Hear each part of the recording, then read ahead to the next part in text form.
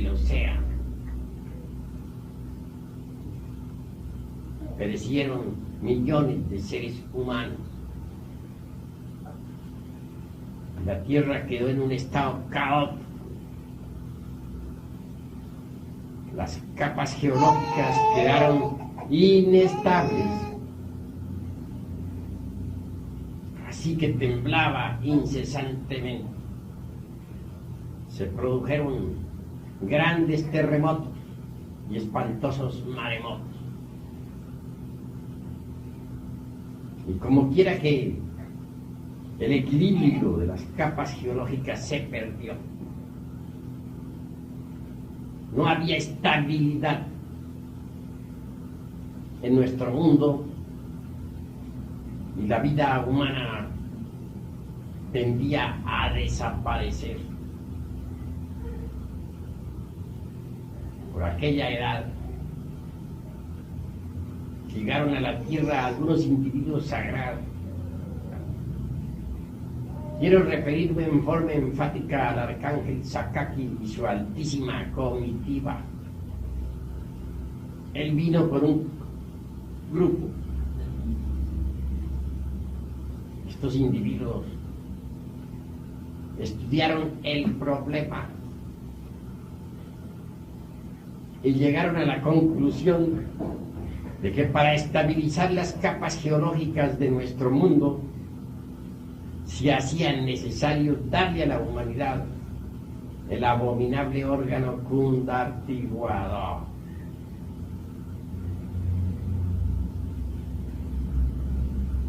Es obvio que el cuerpo físico es una máquina. Capta determinado tipo de energías cósmicas y luego las transforma y retransmite a las capas anteriores de la Tierra. Así es que la Tierra se nutre, porque la Tierra es un organismo vivo y necesita nutrirse, alimentarse. Al permitirse cierta alteración en los organismos humanos, se alteraron también las fuerzas cósmicas, se tornaron lunares. Sucedió que el fuego sagrado se precipitó desde el coxis, el hueso fundamental de la espina dorsal, hacia abajo. Y ese fuego, a su vez, desarrolló la parte inferior de la espina dorsal, surgiendo el apéndice aquel que vemos en los simios. Organismos así son netamente lunares. Y al transformar energías, estas se volvieron lunares. Tales fuerzas se pudo estabilizar las capas geológicas de nuestro mundo Tierra. Mas hubo cierto error de cálculo en el arcángel Sakaki y su altísima comitiva. Y se permitió que aquel órgano permaneciera en el ser humano más allá de lo normal. Y sucedió en el tiempo que más tarde vino el archifísico común, Serafín Ángel Loizos, y se dio cuenta de la situación. Como quiera que estos seres sagrados saben manejar las energías cósmicas y tienen poderes sobre la vida y sobre la muerte. De hecho, manipulando las fuerzas del cosmos, se inició el proceso de desaparición del abominable órgano cundartiguador. Y así ese órgano se perdió totalmente. Sin embargo, aún hoy en día, en la parte inferior de la espina dorsal existe un huesecillo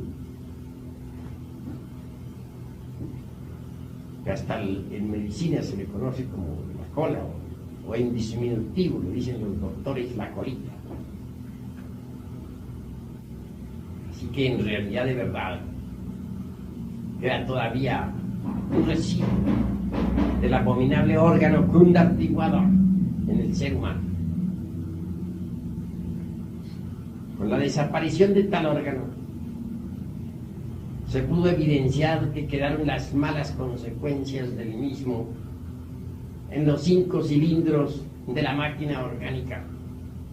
Estos 5 cilindros son el intelectual, situado en el cerebro; el emocional, situado en el corazón; el motor, parte superior de la espina dorsal; el instintivo, parte inferior de la espina dorsal; y el sexual.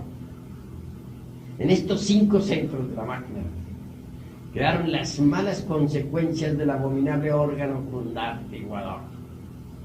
Hay 2 centros más en el ser humano, de tipo superior: el emocional superior y el mental superior, que no fueron afectados.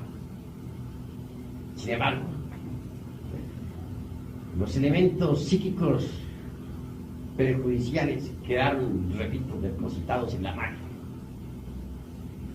Estos elementos son los agregados psíquicos. Con otros términos diríamos los yoes. En Egipto se les denominaba los demonios rojos de Set. En todo caso,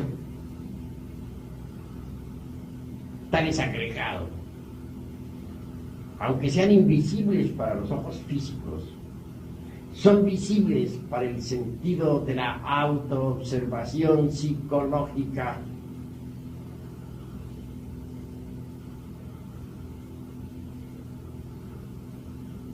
Indubitablemente,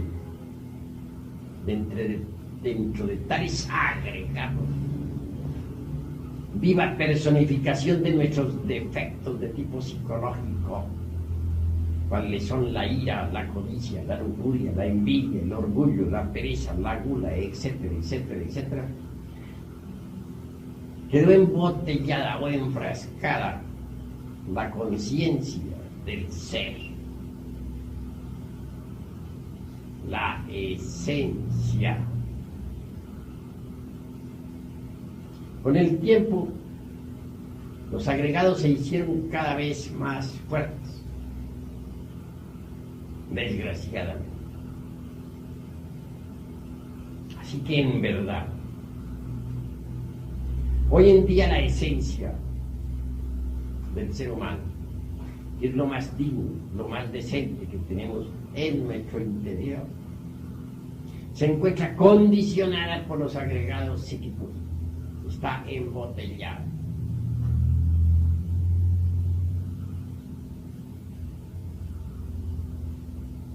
Hay algo más que esté embotellado: la esencia manásica o mental y la voluntad, etc. En estas condiciones, cada uno de nosotros es una multiplicidad y no una individualidad. Cuando Jesús de Nazaret interroga al poseso del Evangelio crístico, exigiéndole su nombre, responde: me llamo Legión. Así que cada uno de nosotros es Legión. Se dice que el gran Kabir, Yeshua Ben Pandira, sacó del cuerpo de la Magdala 7 demonios que indubitablemente personifican a los 7 pecados capitales No hay duda de que estos se multiplican, mas solo se cita en el bíblico evangelio a los 7 principales. Sin embargo, debemos recordar a Virgilio, el poeta de Mantua, cuando dijo: aunque tuviéramos 1000 lenguas para hablar y para dar día cero, no alcanzaríamos a enumerar todos nuestros defectos cabalmente. Estas son palabras del maestro del Dante florentino y nos invitan a la reflexión. Así embotellada la conciencia entre los agregados, la voluntad y hasta la esencia mental, indubitablemente estamos condicionados en la conciencia, en la voluntad y en el terreno psicomental.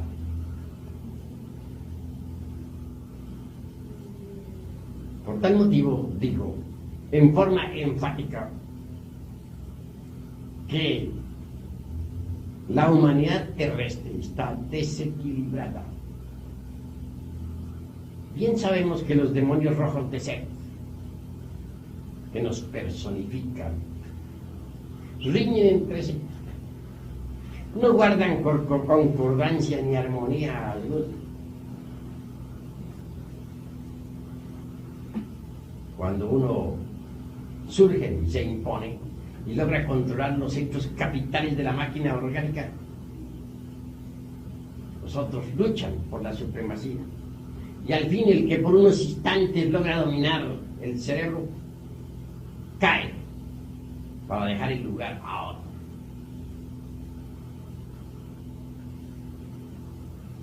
Mirad las cosas desde todos estos ángulos.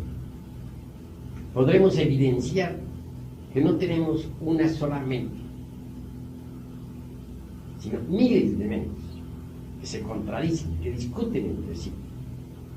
Que no tenemos una sola voluntad definida, no hay en nosotros un ego permanente, sino miles de voluntades.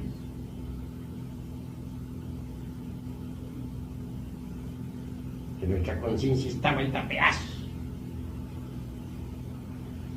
sacudida por los vendavales de las emociones inferiores. En una palabra, somos seres anormales. Y les invito a pensar por ejemplo. Miremos a una persona con celos. ¿Cómo podría llamársele cuerda? De una pulga forma un caballo. Si es la mujer la celosa, no podría mirar tranquilamente que el hombre estuviera con otra mujer, o que siquiera estuviese platicando muy querido. Y viceversa, lo mismo sucede con los varones. ¿Qué actitudes las que toman? ¿Qué riñas? Muy celoso, sufre por una mirada.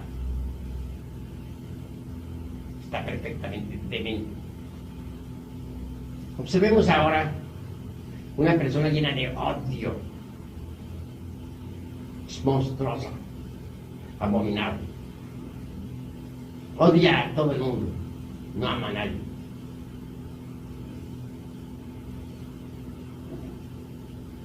Aborrece a todas las gentes y se hace aborrecer. Perfectamente demente. Sus acciones son todas de locura. No hay armonía en ellas. Miremos a un iracundo, tronando y relampagueando, golpeando a otros con los pies, con las manos, con los ojos fuera de órbita. Es un demente completo. Miremos a un lujurioso. Cuán abominable se vuelve.